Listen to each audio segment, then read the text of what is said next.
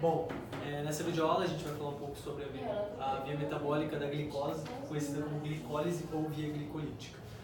A gente tem, na via glicolítica, a gente tem como produto inicial a glicose, cuja fórmula molecular é C6H12O6, e através do processo de oxidação, ou seja, a quebra dessa molécula de glicose em partículas menores, vão gerar duas moléculas de piruvato, C3H4O3.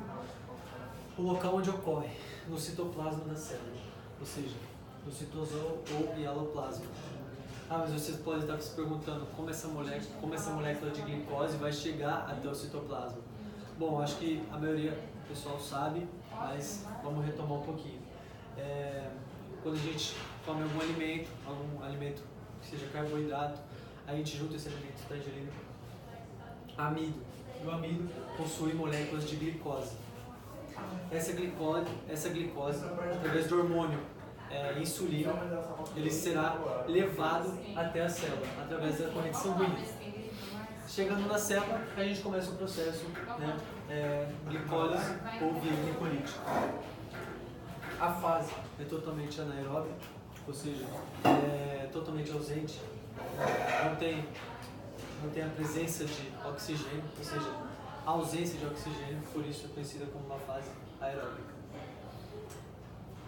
Aqui a gente fez um resumo das reações químicas da via glicolítica. Está bem resumido, por conta da glicólise ela ser bem grande, ela tem em torno de 10 etapas e aqui a gente não demonstra todas elas, ou seja, a gente vai colocar também no site, está disponível,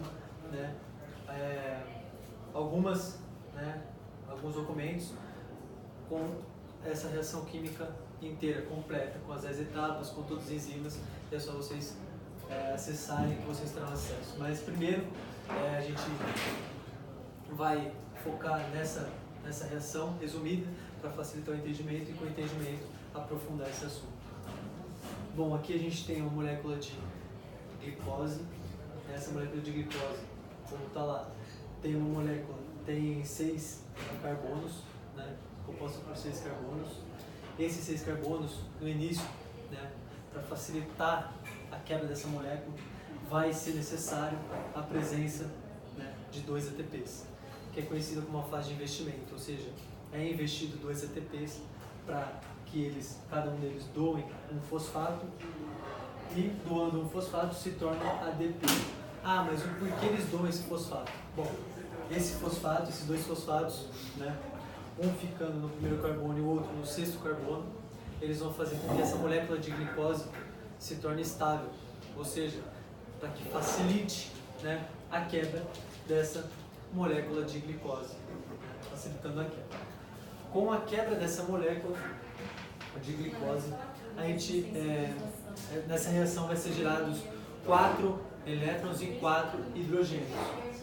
Ou seja, a gente vai ter as coenzimas, As coenzimas, que como está no site da parte teórica, elas são capturadoras, ou seja, aceptores de hidrogênio e elétrons, E quando ele funciona de aceptor de elétrons e hidrogênio, ele está capturando energia. E essa energia será usada para a formação, no final dessa reação química, o ATP. Então, é isso a função das coenzimas.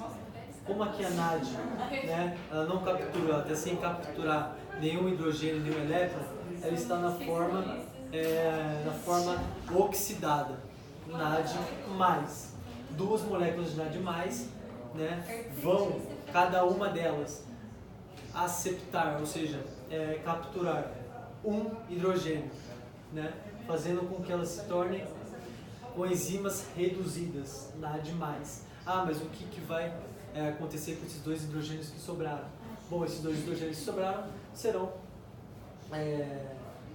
postos ali no saldo final de toda a via glicolítica, da glicólise, ou seja, vão ficar no saldo final ali, junto com as 2 moléculas de piruvato, que a gente vai falar um pouquinho depois.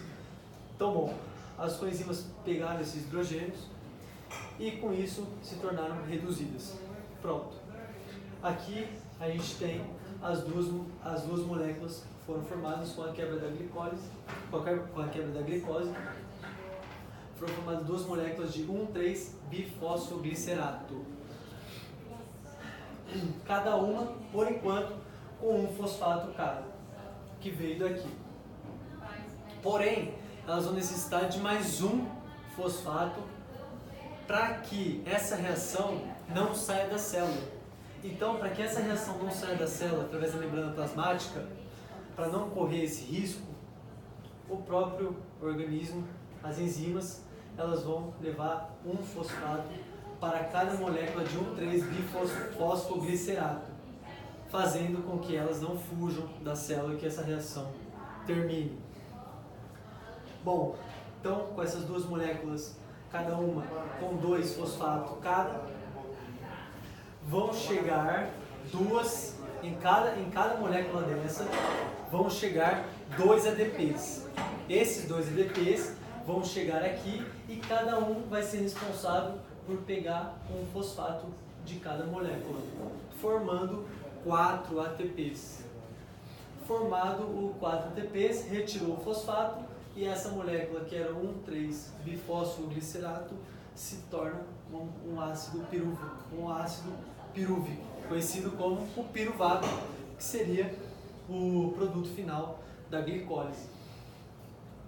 E bom, com todo esse processo, com todas essas reações químicas, como a gente teve a fase de investimento, que a gente teve que investir 2 ATPs, no final, a gente, como formou 4 ATPs, 2 desses ATPs, eles serão, como posso dizer, eles serão repostos, no lugar desses 2 ATPs que foram usados no começo, dando um saldo final de 2 ATPs, ou seja, conhecida como a fase de pagamento. A fase de pagamento, ela vai recolocar esses 2 ATPs, ou seja, reconstituir esses 2 ATPs que foram gastos para o começo dessa reação de novo.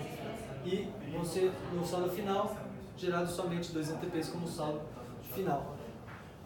Aqui a gente pode ver então, de uma forma resumida, toda essa reação. C6H12O6, que seria a glicose, mais 2 ATPs, a fase de investimento, mais 2 NAD+, ou seja, 2 coenzimas oxidadas, que pegarão esse hidrogênio e se tornarão no saldo final, 2 NADH, que serão reduzidas, mais as 2 moléculas de piruvato, C3H4O3, mais 2 ATPs como saldo final, mais os 2 hidrogênios que não foram capturados pelas coenzimas. E bom, esse é um resumo da via glicolítica, da glicólise, que vocês poderão acessar no próximo documento, a parte mais completa para vocês aprofundarem o conhecimento de vocês.